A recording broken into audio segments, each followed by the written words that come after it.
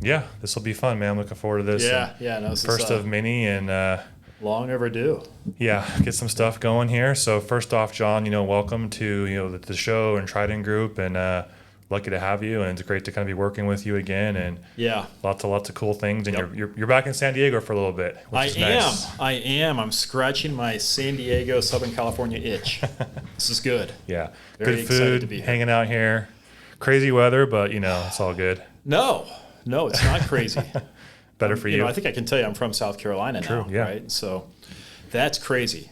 Yeah. Yeah, the humidity off the charts. But absolutely happy to be back, to be with Triden Group, to be with you, Derek, and the team. So so excited. So John, we kind of just want to have a good chance to kind of get to better know you and ask you a few questions. Yep. You have a really interesting background, which I've always been fascinated by. So I'm like, there's so many things I want to ask you that I probably can't, but we'll kind of get there. No. We'll kind of get there over time. Yeah, so we will. So I don't know, maybe take us on your kind of journey, through the FBI, a little bit of history, and go from there. Absolutely. So kind of what got me here, right? What's what's the walk-up music, as it were? Yeah. I was hoping for that, but maybe next time. No. So 27 years in the FBI. Prior to joining Triden Group, and then we'll talk about some of the other adventures between the absolutely. FBI and here. But just to answer your question and kind of back up as to how that happened. So I started in the FBI, it was back in the early 90s. Okay. So my dad was in the FBI, not an agent, but professional staff. And so I grew up in Northern Virginia. So my dad worked at FBI headquarters. So I watched him go to work every day in a short sleeve dress shirt and a sock tie, right? And so FBI attire 101. No, I didn't know what it was, but I knew I didn't want it. Right. I thought I was hip and young and cool. I'm like, I am never going to work for the government if I have to wear short sleeve dress shirts and sock ties. And so I went to school. I was lucky enough to get accepted into college. It was nip and tuck for a while, but sure. High school was more fun than educational. Ended up going to school. Did not have a whole lot of technical ability. This is again back in late 80s, early 90s, but I knew how to type. And so when I graduated from college, I got a job at Toys R Us as a manager. Okay. Yeah, good times. And Toys R Us to the FBI. Here we go. Yeah, Jeffrey from Jeffrey to Hoover. So I hated it. Right, I was young. Sure. And all my friends were coming into the store at 10 o'clock at night. Right. Ready to party, and I was still having to work, and it was just not a good experience. So I talked to my dad, and I said, "Hey, get me an interview. Right. I'm willing to wear the sock tie." So he somehow was able to get me an interview with one of the IT leaders, at FBI headquarters, and I knew how to type. And so back in the early 90s, the FBI's cyber mantra, I'm making this up, but essentially it was yesterday's technology tomorrow. Okay. Right? Like they were extremely regressed. Sure. I came in, I could type, I could string a few sentences together. Yeah. Hired. So I came in as a computer assistant with the FBI back in 1992 and was essentially writing macros for WordPerfect 5.1 DOS. Wow, yeah. Right. This is before Windows. Windows. Going back in time there. Yes. I knew You're dating yourself there, but it's okay. You would appreciate this. Probably getting tingly as I speak. Writing macros for WordPerfect. That was the word processor of the day for the FBI. And I gradually tuned my chops, right? And I was getting better with networking and printing and getting, all this infrastructure set up. And I ended up going to Little Rock, Arkansas for a series of assignments. Okay. And back then, again, dating myself, the Whitewater investigation, which was the investigation of the Clinton family. Sure, yeah. So, and I would go and I would work Whitewater as IT support. Right. So you were the IT guy. I was the IT guy when the investigators were also coming in, and they couldn't print or they couldn't, log on to the file server. Right. Yeah, they called John. Yeah.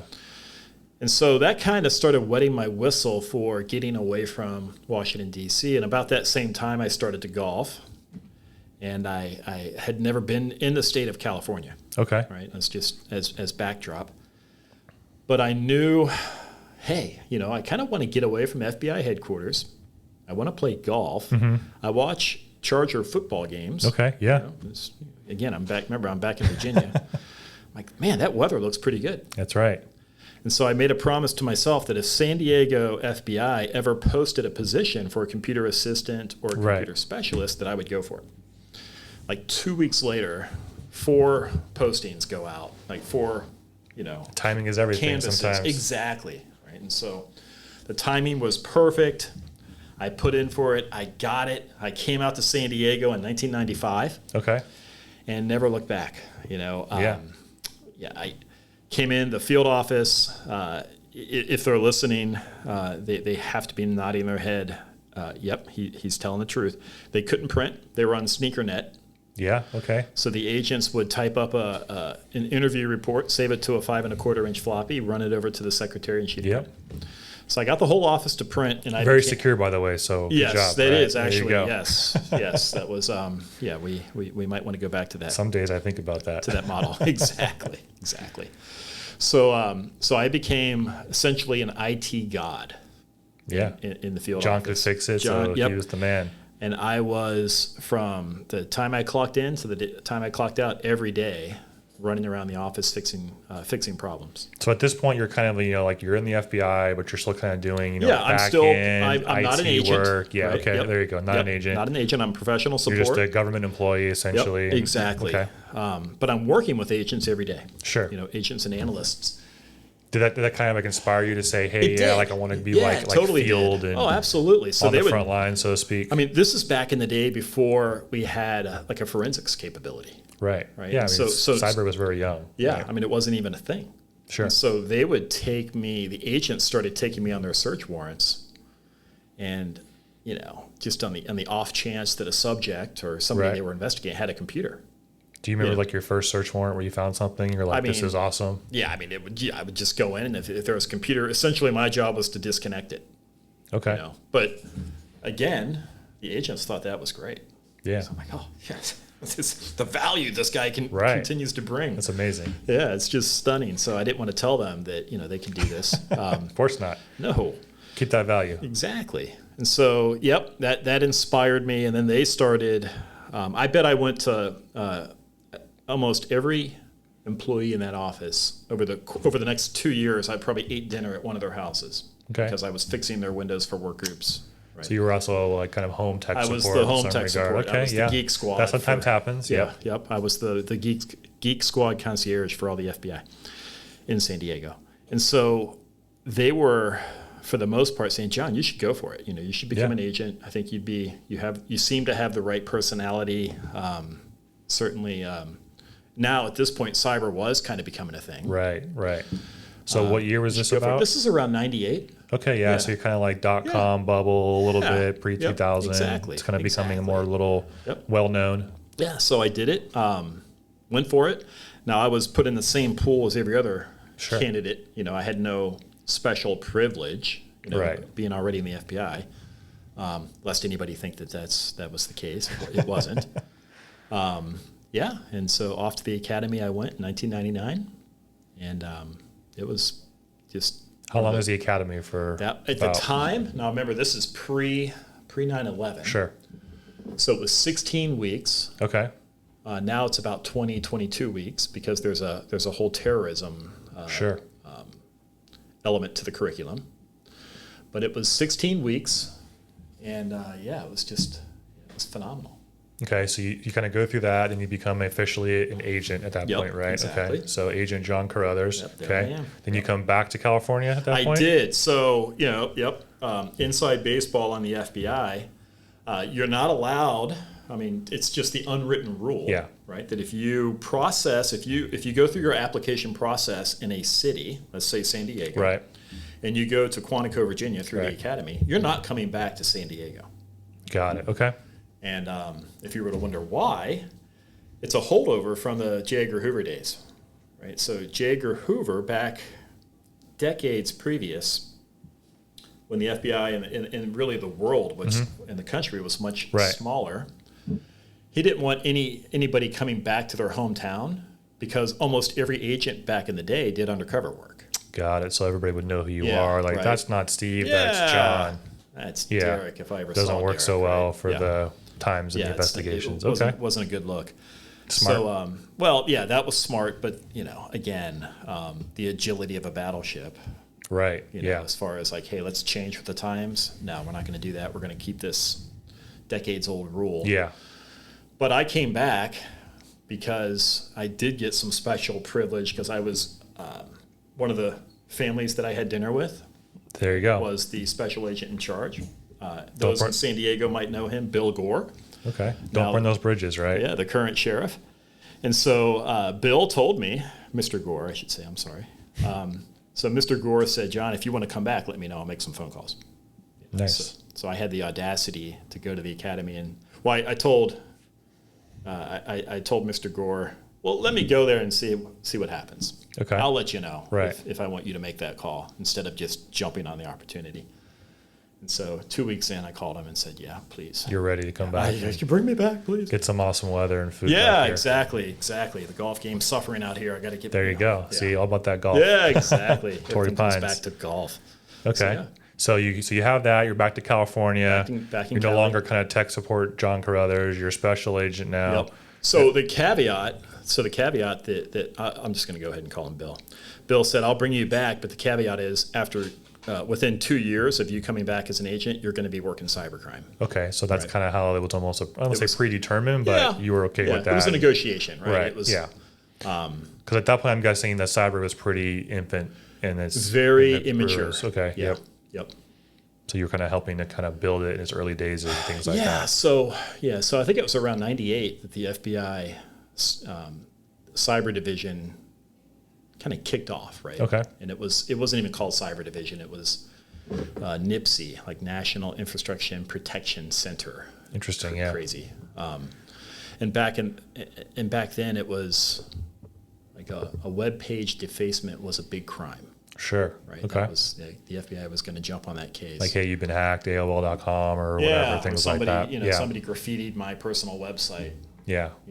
Call the FBI. Right. That would get laughed at today, right? It's kind of funny how times have changed. But back then, I mean, websites were like this new kind of weird world. And nobody knew what to do, right? Yeah, no one knew really what it was, and it was still very precisely pre-2000. Yep. Okay, that makes sense. Yep.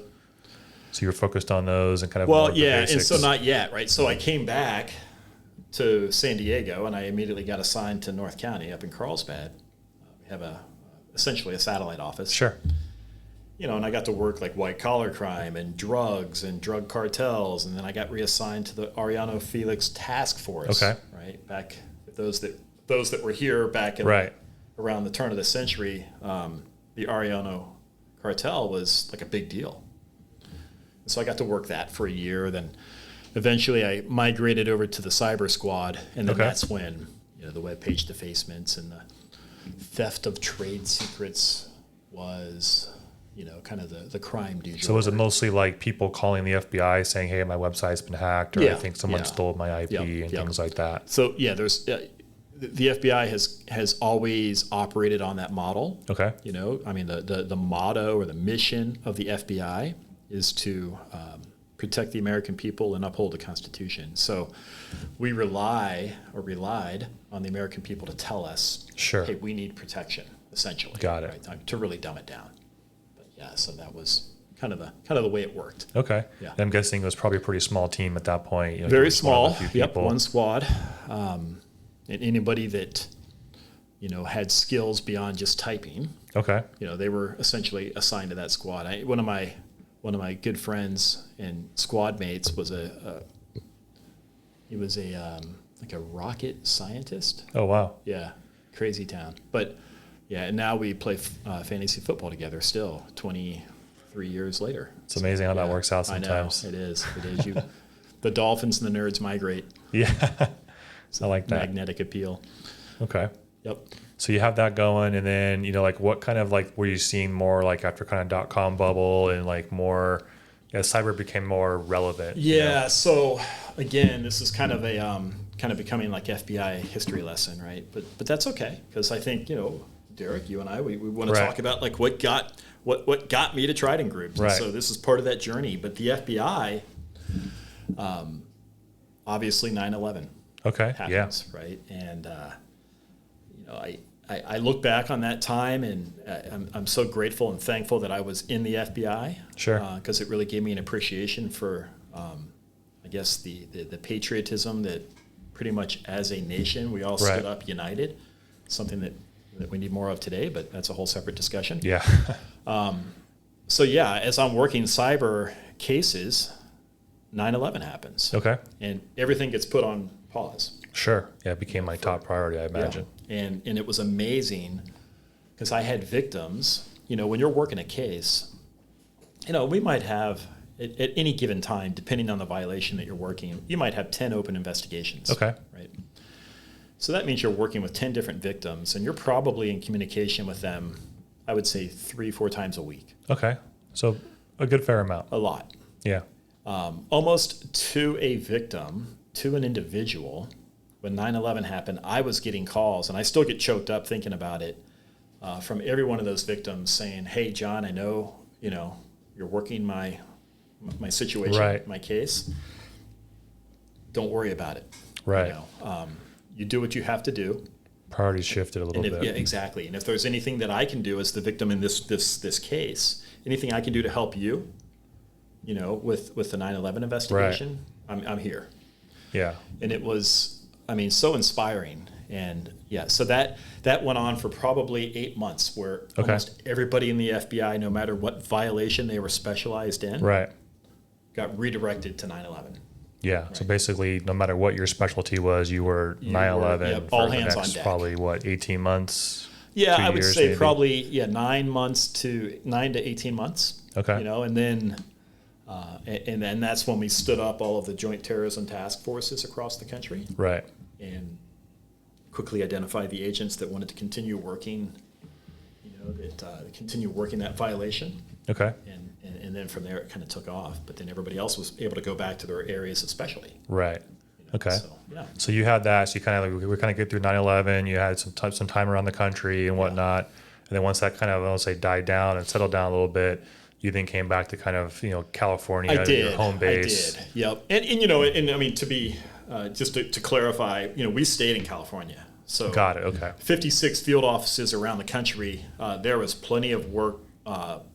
There were so many leads to chase down in every corner of this country related to that. So it was enough for you to kind of stay local, investigation and everything. Yep. Okay.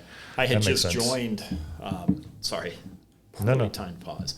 I had just joined the evidence response team. Okay. Like literally 2 weeks before 9/11. Oh, wow. And when the towers got hit, I remember it was like, what was it out here, like 6 a.m? Yeah. I got a call from the office. Sure. Because they were calling all the ERT, the evidence response team members, saying, pack your bags, get ready to go to New York. Oh, wow. So I was like, oh my gosh, this is like scary, incredible. Packed my bags, put them in the car, went to the office, and just kind of waited for the for the go. The green light, yeah. Well, then, if you recall, a couple hours later, they shut down all airspace. Yeah. Remember? Just everything was grounded at that point. Everything got grounded for like a week. And so the only ERT that responded to New York, was pretty much Detroit and east. Anything that was drivable at that Anything point. that was drivable. A few hour drive. Wow, okay. And so I still look back on that like, oh my gosh, can you imagine? Or, there's so many stories tied to that, because now we're having agents are dying every year that did respond with cancer issues. Yeah. A lot of health issues. A lot of health issues associated with Ground Zero. Yeah. And so it's just. But I'm also sure pretty much, I'm willing to bet that all of the agents were like ready to jump in and just like, absolutely. hey, let's go. Let's do exactly this. It. Yeah. That's why. It's part of the whole oath and everything else that goes with it. And that was one of the greatest things about the career, right? Is being around people that are so mission oriented for 27 years. It was something I'll never forget, right? Yeah. And I'm certainly not going to ever run from it. It's going to be a part of me forever. Yeah. And I'm proud of that. So did that kind of change like the cyber division, and like was there a lot of outcome of that? Okay, so not yet. So it's still kind of terrorism at that point. Yep. So when you look at the FBI priorities, I used to give this talk a lot towards the end of my career when I would do what I called FBI 101. And we would go through, and in fact, you probably heard this during one of the times that you and I presented together years ago. But the FBI has a list of top 10 list of investigative priorities. And that's what decides funding and all that stuff. You don't need to get into all that. Makes sense. But number one is terrorism. Number two is counterintelligence. And now number three is cyber. Interesting. And my point is on September 10th, 2001, that top 10 looked entirely different. Sure. But September 12th. Yeah, it'd probably turn on its head almost if I had to bet. Like literally overnight. And so on September 12th is what I just described. Yeah. Wow. It's amazing. And cyber is now permeated, for the most part, everything on that top 10. Yeah. Like when you look at that top 10, again, this is not a podcast to discuss the top 10 priorities of the FBI, but there's things like, white collar crime. Right. Financially motivated crime. Yeah. Civil rights, all these things. Right. Cyber really permeates everything. So. Yeah, it seems like it's now kind of taken a main stage with what we see in the news every day, and then just from the volume and scale. Yeah. So it makes sense now. So how many, I guess, cyber do you think agents the FBI has now? Is it like a pretty good mix? Yeah, that's a really good question. I don't know the exact answer, but I can tell you that now, I mentioned earlier 56 field offices. Every single one of those has at least one cyber squad. Okay. With a few people probably on the squad? So again, so that's, they need to clarify that a little further. A squad could be 2 agents. Right. Or it could be 12 agents. Depending on the size of the state or the division, the jurisdiction. Probably, Some offices might have 5 squads dedicated to cyber. Like when you look at LA, New York, San Francisco. Now they have kind of different disciplines now, like within that cyber division. Because I'm sure before it was like IT guy, and now it's like, hey, maybe forensics and So I mean, that's a great question. So now, forensics, right? So we're talking about, especially here in San Diego, very very relevant point because we have a series of regional computer forensic laboratories, or RCFLs. The very first one was in San Diego, right, in the early 2000s. And what those guys do is, guys and gals, they just do computer forensics all day long. Right. So like, hey, I seized a laptop, I seized a hard drive. They're trying to pull data off it, or I'm a knuckle dragging agent working fugitives, and I've pulled a laptop off of here. Do something with this. What can you find on here? Exactly. Right. I'm sure now it's probably a lot of cell phones, not just laptops, and probably more so in that regard. Exactly. Right? So, Mobile devices. There is a lot of specializing. There's also now a great blend of counterintelligence cyber. Okay. Traditional tradecraft where, leave a message under a rock in a park. Sure. Is now done digitally. Right. Yeah. Typically. And so that's also, that leads to some infighting. Yeah. Again, inside baseball. But, why is counterintelligence the number 2 priority? Shouldn't it be cyber? They almost kind of go hand in hand almost in some ways, right? There's oftentimes those infighting discussions. Yeah. Again, probably saying too much, but that's okay. No, that's great. Okay, so maybe kind of give us like an idea of like one of your more memorable, experiences from the bureau or anything you can share like that. Yeah, golly, there's so many. So I mean, whenever I get that question, I always have to caveat it with a good part of my early career was spent leading the crimes against children. Okay, right. Effort here in San Diego, which meant a lot of child pornography cases, a lot of human trafficking, a lot of online predators. And so a lot of my memorable cases were those, and I'm not going to, of course, certainly for obvious reasons, can't really get into the details. But, we talked about 9/11, and, you and I have spoken about this in the past, and as quickly as high level as I can summarize, we were, like I said, all hands on deck, right after 9/11, and we had broken up into essentially working 12-hour days, so 2 shifts a day. Right. Yeah. Midnight to 12 to midnight. And then you were partnered with another agent. And so my partner and I, we would just sit there and wait for the next lead to come in. And they came in fast and furious, right? Right. So we got one that that 2 of the hijackers had trained basically some of their first flying lessons were here in San Diego. Okay.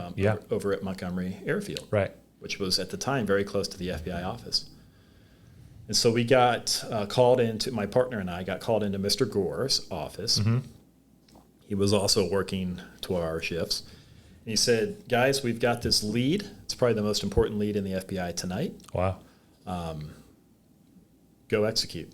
Right. And essentially we had to go over to the home of the flight school owner. Okay. What time of day was this? Like middle of the night? Middle of the night. Yeah. Yeah. So we don't do that. Just go. Yeah. We that's typically not done. Right. For better or for worse, the Patriot Act kind of was allowing this type of investigative activity. Sure. And you kind of have to trust that the agents are going to carry it out professionally. Yeah. So we showed up, I think it was like 3 or 4 in the morning. And he was a naturalized, he was from Iran and was now a U.S. citizen, let us in the house, didn't know what we were there for. Right. We were having this kind of long rapport building conversation. He was making us tea. And because it was, at the end of the day, it was his flight school where these hijackers had taken the, but again, at this point, he didn't know that.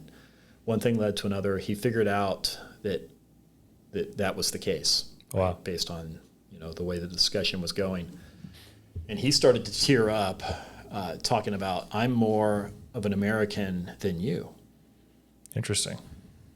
I was like, really? Kind of taken aback. We were both taken aback. Like, well, what do you mean, sir? Like, how explain. He said, I chose to be an American citizen. Right.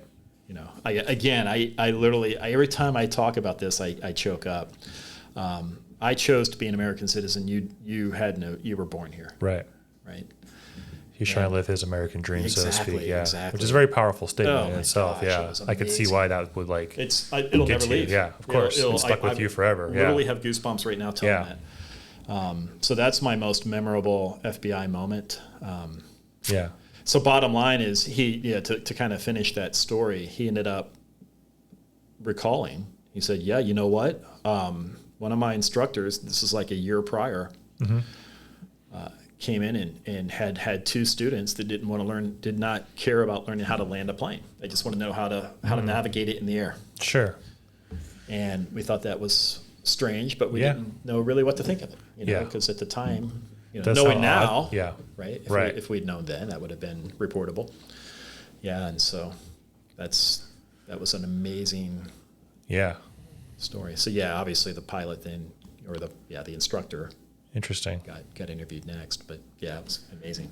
Okay, so you kind of go through all that. It's a great part of your kind of government career. You're in there for how many years total? So 27 years. From the time I was writing macros until I retired.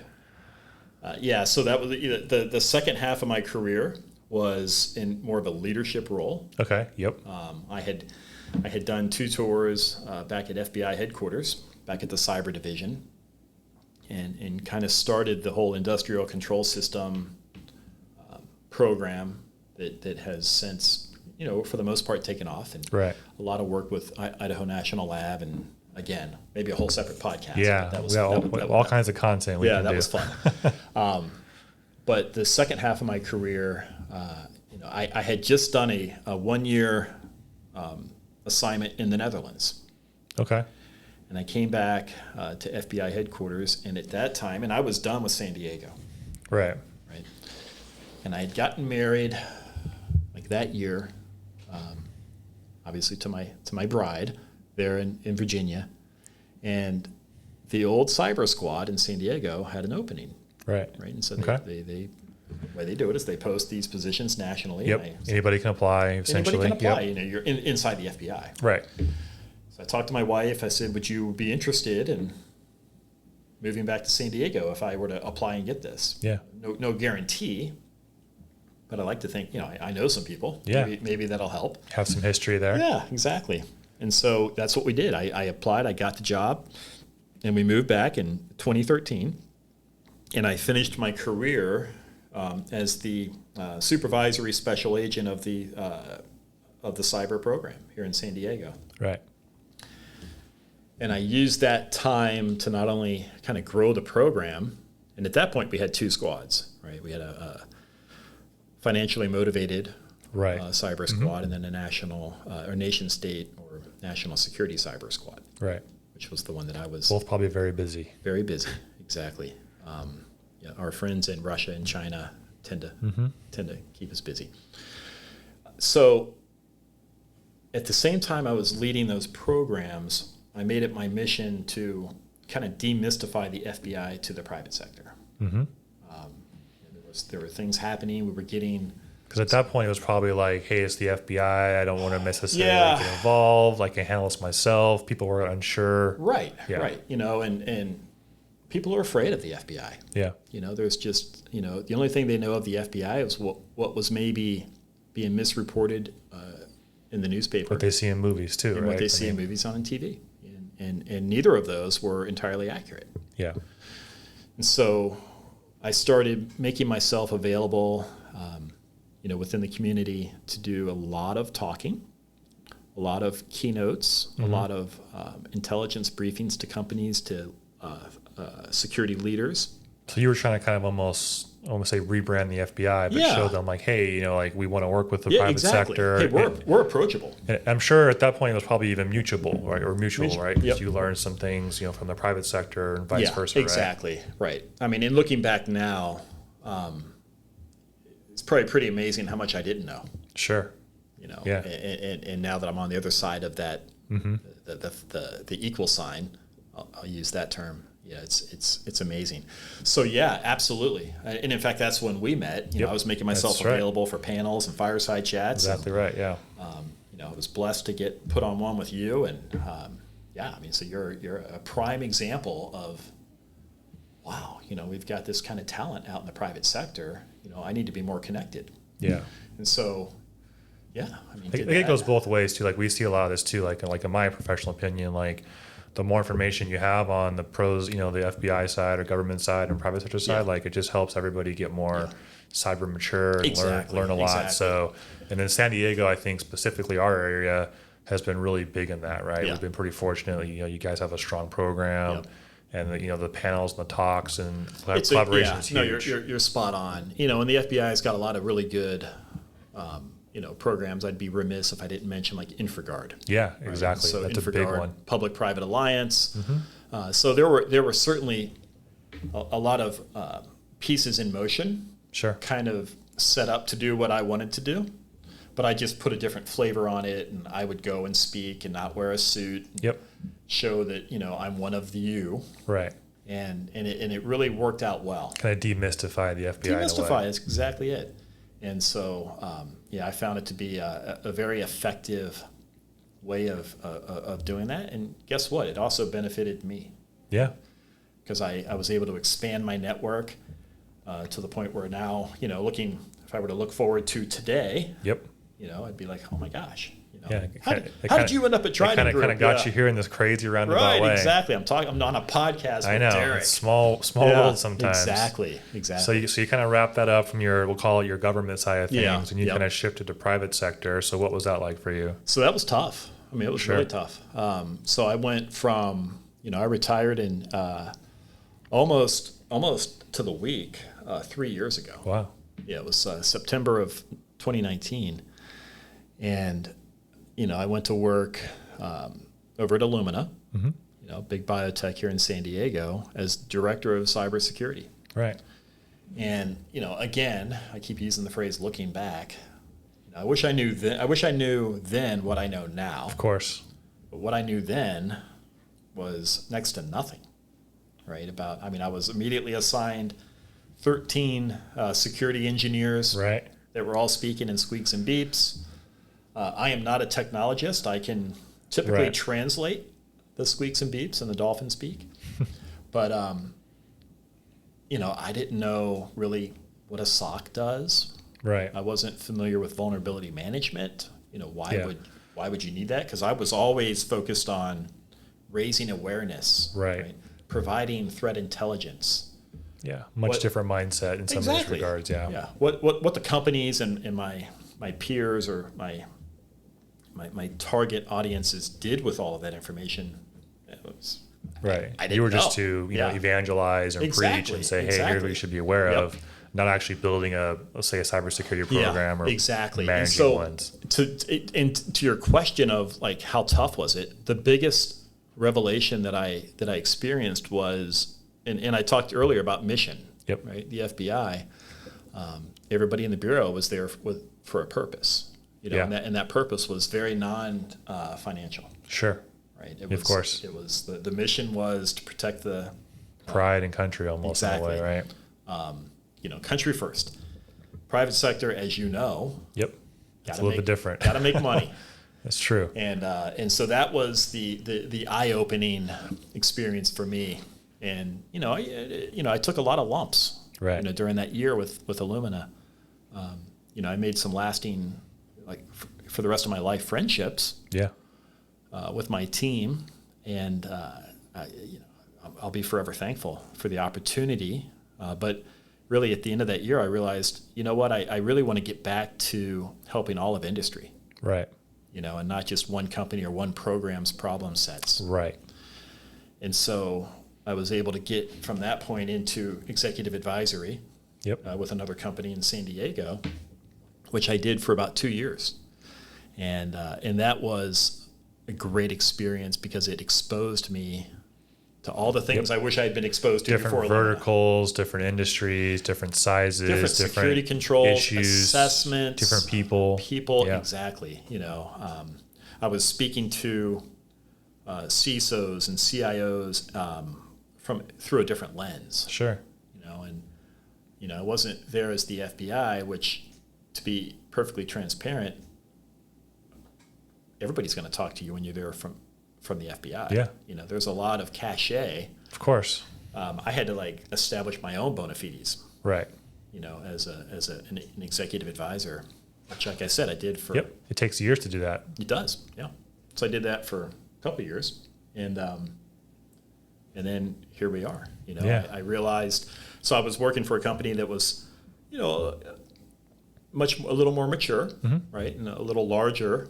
And I really wasn't. I wasn't doing much more than just what I was assigned to. Yeah. So I wasn't allowed to really approach with a greenfield type of thought. It was kind of more. It was already kind of built out. Yeah, you were kind of just running it. Yeah, and it was built out well. Yeah, of course. Biotech, lots of compliance. Exactly. They have to have a strict program in place for FDA, et cetera. Yeah. Right. So. And so I started talking with you and Paul. I mean, like I said, I could not be more thankful and happy. That's awesome. That kind of takes us up to here, right? Yeah, and here we are. We're back in San Diego. Yeah. We had you here for a little bit.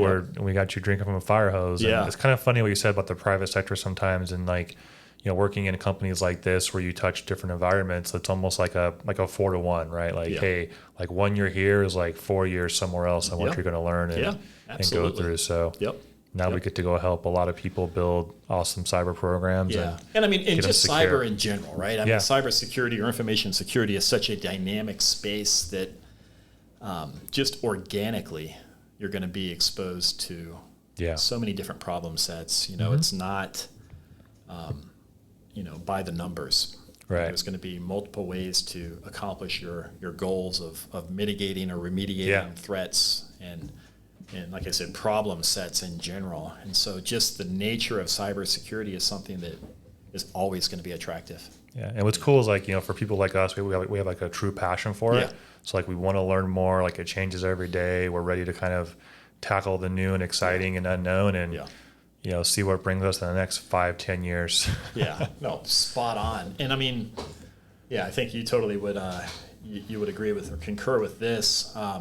One of when we talk about evangelizing, I think evangelizing cybersecurity is one of the easiest things to do, because you should, if you don't, you definitely need to make sure you do have a captive audience, because everything that we're talking about with securing the workplace or the environment can be brought over, parallel, transition, however you want to phrase it, to the home life. Oh, absolutely. You know, so what I say to you for work behavior and cyber hygiene, you need to be doing it at home as well. And so that kind of makes it a better listen. Yeah, this is so important. Yeah, we can have a lot of conversations on those like 10 or 12 cyber basics and people should be doing. But it's top of mind. Like, it's unfortunately in the news a lot now, but it's it can be very fun and exciting too. You know, like from a technology standpoint, and like all the cool tools and toys we get to play with. Exactly. So. And I think one of the things I know that we're gonna, as we move forward, and again, thank you for, this opportunity for kicking off these series of podcasts and allowing me to speak. Yeah, of course. About my experience. But I think as we move forward, one of the areas that I really want to kind of drill into is, compliance, regulation, and how that's driving security. Motivating companies if they weren't already motivated, and obviously, and also for that matter, privacy. Yeah. Right. I mean, we can't. Privacy is can't ignore it. It's paramount. It's immersed. It's like Elvis. It's everywhere. Right? So, I love that. Yeah, we gotta focus on that as well. So those are going to be fun conversations. Oh yeah. That we have moving forward. Yeah. So definitely for our, like us, subscribe us out there. We got more and more stuff coming. So can't so wait. John, thanks for having Thanks, coming Derek. on this thing. I'm glad to have you part of the team. We're super excited. I can't wait to build awesome stuff with you, and that's great, man. So I appreciate the candid conversation, stories, and we have a lot more to go. Sounds good. Thanks, Derek. All right. Yep. Thank you. Appreciate it.